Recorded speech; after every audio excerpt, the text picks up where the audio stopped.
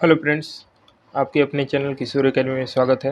मैं आज आप लोगों को पाइथागोरस प्रमेय जो क्लास 10th का है और ये प्रमेय संख्या है 6.8 जो एक्सरसाइज 6 में है।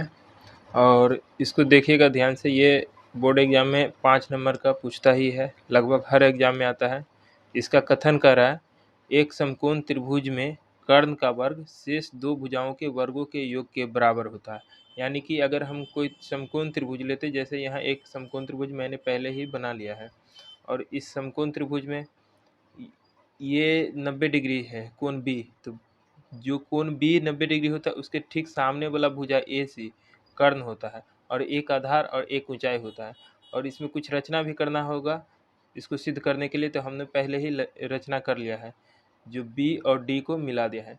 चलिए देखते हैं, इसको हम लोग सिद्ध करते हैं। तो सिद्ध करने के लिए सबसे पहले हम लोग लिखेंगे इसमें दिया क्या है।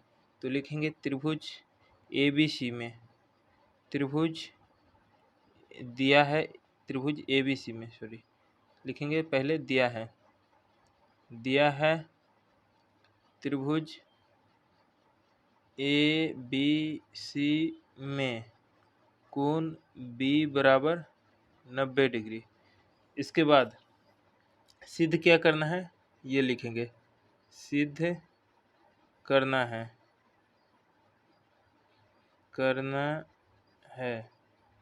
जो सिद्ध करना है, इसमें जो कर्ण होगा जो ए सी होगा, ये सिद्ध करना है ए सी का वर्ग शेष दो भुजा ये ए बी और बी सी के वर्ग के योग के बराबर है। ए बी के वर्ग जोड़ बी सी के वर्ग हुआ और उसके योग के बराबर है। इसमें थोड़ा सा रचना क्या करना है, तो हमने रचना करे हैं कि शीर्ष बी से भुजा ए सी पर लंब डाला, शीर्ष बी से भुजा ए सी पर लंब डाला, भुजा ए सी पर लंब डाला, ठीक, बस। और जो इसको हमने डी ए सी पर लंब डी है ना डाला, ठीक, और इस बिंदु का नाम हमने डी रख लिया। अब इसको सिद्ध करने के लिए हम लोग क्या करेंगे, ये पूरे बड़ा वाला त्रिभुज और ये एक छोटा वाला त्रिभुज, इसको समरूप सिद्ध करेंगे। तो लिखेंगे त्रिभुज, इसमें लिख लेते हैं उपपत्ति, ठीक। अब त्रिभुज ए बी सी और त्रिभुज, ये छोटा वाला त्रिभुज का नाम देखिए ए बी डी में, त्रिभुज ए बी डी में। अब इस दोनों त्रिभुज को हम पहले समरूप करेंगे। तो समरूप करने के लिए ध्यान से देखिए, तो ये पूरे बड़ा वाला त्रिभुज, ये ध्यान से देखिए, ये पूरे बड़ा वाला त्रिभुज में ये कोण, ये छोटा वाला त्रिभुज में भी है और ये पूरे बड़ा वाला त्रिभुज में, और ये छोटे वाला त्रिभुज का कोण 90 डिग्री यहाँ है और बड़े वाला त्रिभुज का कोण ये बी 90 डिग्री है। यानी दो कोण बराबर हो जाएगा तो क्या हो जाएगा, दोनों त्रिभुज समरूप हो जाएगा। तो बस अब इसको लिखते हैं कि कोण, इस कोण का नाम लिखेंगे कोण बी डी ए, कोण या ए बी सी का पहले लिख लेते हैं, कोण ए बी सी, कोण ए बी सी जो बराबर होगा कोण, इसको उनका नाम लिखिए बी डी ए, कोण बी डी ए। और क्यों बराबर है, क्योंकि ये 90 डिग्री है। इसके बाद ये कोण देखिए, छोटा वाला में भी और ये पूरा बड़ा वाला में भी, दोनों में है। यानी कि कोण ए बराबर कोण ए है, उभयनिष्ठ, यहाँ लिख देंगे उभयनिष्ठ है दोनों त्रिभुजों में। अब जब ये दोनों कोण बराबर हो गया तो ये दोनों त्रिभुज क्या हो गया, आपस में समरूप हो गया। लिख देंगे त्रिभुज ए बी सी समरूप है त्रिभुज ए बी डी के। जब ये दोनों त्रिभुज समरूप है और ये किस नियम से है, तो कोण कोण समरूपता से, कोण कोण समरूपता से, बस लिख देना है। अब जब समरूप होता है तो उसका भुजा एक ही अनुपात में है। अब इस भुजा को एक ही अनुपात में बनाने के लिए हम एक यहाँ पे या यहीं पर हम एक इस दोनों त्रिभुज को अलग अलग बनाते हैं। ध्यान से देखिएगा, एक दो त्रिभुज हम जैसे यहाँ अलग अलग से बनाते हैं।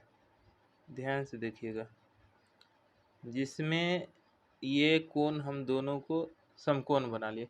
अब इसको पहले बड़ा वाला त्रिभुज के लिखे, तो ध्यान से देखिए बड़ा वाला त्रिभुज का कौन सा कोण समकोण है, बी, तो यहाँ पर बी लिख दिए और इसमें कोण जो बराबर है ए के बराबर ए है, तो कोण ए को यहाँ लिखिए। अब बड़ा वाला त्रिभुज में अब क्या बच गया, सी बच गया। अब उसी तरह ये छोटा वाला त्रिभुज का 90 डिग्री कौन सा कोण है, कोण डी है, तो कोण डी को यहाँ लिखिए। और कोण ए बराबर है छोटा वाला में भी, तो कोण ए को यहीं लिखना है। और बाकी कौन बच गया, कौन ए डी, और क्या है ये ए बी डी है, तो यहाँ बच गया है बी, तो बी को यहाँ लिखना है। अब हमें सिद्ध करना है ए सी स्क्वायर बराबर A B square plus B C, यानी कि हमको ई बी डी की जरूरत नहीं है। तो बी डी देखिए ये बी डी है, तो इसको छोड़ दीजिए, बाकी को ये जो ए बी है, तो ए बी को लीजिए इस त्रिभुज से, और बट्टा इस त्रिभुज में अब ए बी को लेंगे तो बट्टा इस त्रिभुज में क्या हो जाएगा, ए डी हो जाएगा, और जो बराबर होगा। अब इसको इस त्रिभुज में ए सी लेते हैं, तो इस त्रिभुज में क्या हो जाएगा, ए बी हो जाएगा। अब इसको देखिए ध्यान से, तो इसको कोना कोनी गुना कर दीजिए, तो कोना कोनी ए बी को ए बी से गुना करेंगे तो क्या हो जाएगा, ए बी स्क्वायर अब बराबर ए सी गुने ए डी, ए सी गुने ए डी। अब इसको समीकरण 1 कर लेते हैं। जिस प्रकार हमने इस त्रिभुज और ये पूरे त्रिभुज को समरूप किया, उसी प्रकार अब हम ये छोटा वाला और इस पूरे त्रिभुज को समरूप करेंगे। तो इस छोटा वाला का नाम, पहले पूरे बड़े वाला त्रिभुज का नाम लिख लीजिए, त्रिभुज ए बी सी, त्रिभुज ए बी सी, और त्रिभुज ये छोटा वाला का देखिए बी डी सी में, त्रिभुज बी डी सी में, बी डी सी में। अब इसमें देखिए ध्यान से, तो इस साइड 90 डिग्री है, तो इस साइड भी 90 डिग्री होगा, और कोण पहले से ये बी 90 डिग्री है, तो पहले 90 डिग्री वाला ही लिख लीजिए, यानी कि कोण ए बी सी बराबर 90 डिग्री, कोण ए बी सी जो बराबर होगा इस त्रिभुज का ये कोण बराबर है 90 डिग्री के, जो कोण बी डी सी क्या हो जाएगा, कोण बी डी सी बराबर है। क्यों बराबर है, क्योंकि ये दोनों 90 डिग्री। इसके बाद देखिए ध्यान से, जैसे इसमें ये अभिनिष्ठ है, उसी प्रकार इसमें देखिए सी, ये पूरे बड़ा वाला त्रिभुज में भी आता है, ये बड़े वाला त्रिभुज में, और ये छोटे वाला त्रिभुज में भी आता है। यानी कि ये दोनों त्रिभुज में है, तो इसीलिए क्या हो गया, दोनों त्रिभुज समरूप हो गया, मतलब बराबर हो गया। दोनों कोण ए दोनों त्रिभुज के कोण बराबर है, उभयनिष्ठ है, उभयनिष्ठ। जब ये उभयनिष्ठ हो गया, तो फिर से ये दोनों त्रिभुज क्या हो गया, आपस में बराबर हो गया, बराबर नहीं सॉरी समरूप हो गया। त्रिभुज ए बी सी समरूप हो गया त्रिभुज बी डी सी के। ठीक, अब जब समरूप हो गया, और क्यों समरूप हुआ, एंगल समरूपता से, रूपता से। अब जब समरूप हो गया, तो उसी प्रकार फिर से हम ये दोनों त्रिभुज को यहाँ बनाते हैं। फिर से देख लीजिए ध्यान से, एक त्रिभुज यहाँ और एक त्रिभुज फिर से इधर बनाते हैं इसमें। अब इस साइड देखिए ध्यान से, बड़ा वाला त्रिभुज का कौन सा कोण 90 डिग्री है, बी, और इस साइड वाला सी कोण बराबर है, और ये बच गया ए। इसमें छोटे वाला त्रिभुज में देखिए कौन सा कोण 90 डिग्री है, 90 डिग्री आपका है डी, और बराबर कौन है सी, तो सी को यहीं लिखेंगे सी, और बाकी जो बच गया है वो बी।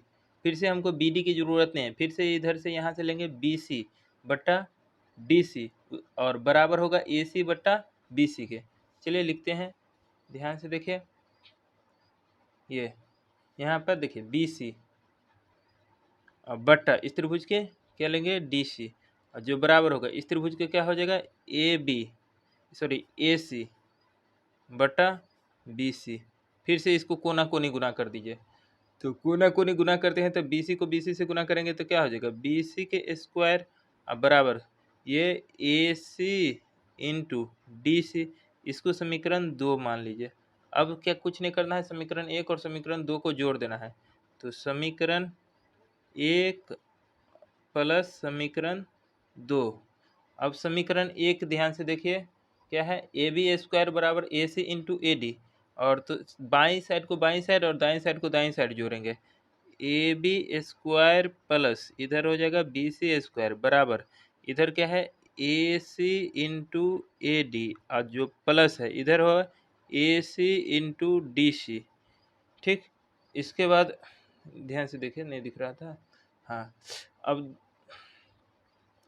इसका जोड़ दिए। अब ध्यान से देखिए तो ई इसको इसी तरह रहने देंगे, A B square plus B C square बराबर, ई दोनों में देखिए ध्यान से, इसमें और इसमें दोनों में ए सी और ए सी कॉमन है, तो ए सी कॉमन ले लेंगे तो ये बच जाएगा ए डी प्लस, इसमें से ए सी तो निकालिए डी सी। ये अब ध्यान से इस फिगर में देखिए तो यहाँ पर मेरा आया है A D plus D C, A D plus D C. अब फिगर में देखिए A D plus D C कहाँ है, A D plus D C. अगर A D plus D C को हम लिख सकते हैं पूरा ए से, तो यहाँ पर हम A D plus D C को ए से लिख देते हैं। इसको तो उसी तरह लिखेंगे, A B square plus B C square बराबर ए सी है, यहाँ गुना है, ये क्या हो जाएगा ए सी। अब ए सी को ए सी से गुना, A B square plus B C square बराबर ए सी स्क्वायर, और इसको हम सीधा ये दोनों को उधर, इसको इधर लेके आ जाएंगे, मतलब ए सी स्क्वायर बराबर हो जाएगा A B square plus B C square. और यही हमें सिद्ध करना था, जो हमारा सिद्ध हुआ। एक बार और देख लीजिए आप लोग ध्यान से, ऊपर से ये दिया है, इसके बाद ध्यान से देखिए, वीडियो को पॉज करके देख सकते हैं आप लोग, फिर से ध्यान से देख लीजिए। ठीक, अगर वीडियो अच्छा लगा तो लाइक शेयर और सब्सक्राइब कीजिए। Thank you.